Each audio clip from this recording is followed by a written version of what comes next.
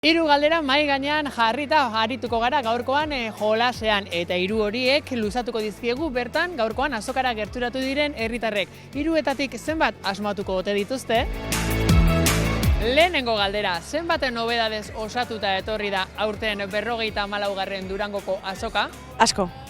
Ostia, ez dakit.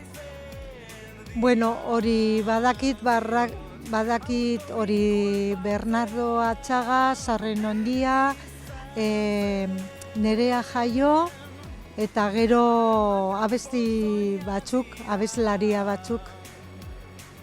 50. Zenbaki bota, asmatzen duzunia? 40. 40, nik esango dizut 300 gora dela. 900, Gutxiago, 800, gutxiago, 700, gutxiago, patata caliente, 600.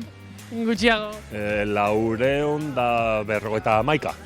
Eskatxoa gutxiago, 405 baten bueltan, baina ondo ibili zara. Bigarren galdera, zenbat gunez osatuta dago Durangoko azoka? A ber. Leku desberdina agian 10.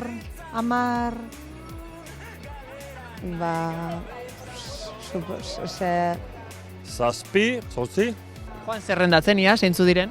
eskenatoki, Ahotsenea, irudienea, Sau Ganbara, plateruena be, Areto Nagusia, kabia, Eta beste bat falta zaizu, non zaude orain zu, ze pantalla barruan?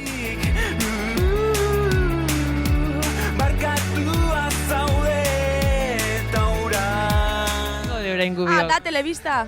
Da Telebista. Azoka telebista. Azoka Telebista. zuek!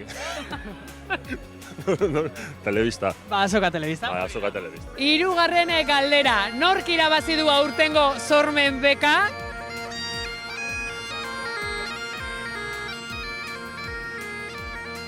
Raperoak diez, Rapera. Izena ez dakit. JPG proiektuak, liburuak. Bueno, mai jolasak, rojokoak. Hori da aurreko urtekoa. Luis Aguilera ez, Agila, Rapera. Abeslaria ez, abesten zuela, tipo trap eta reggaetoia horrelakoa euskeraz. Rapera, bai. Rap eta egiten duena, musika estilo orain eramaten den moderno hori. Hori da. Agilera dauka bizena. Cristina.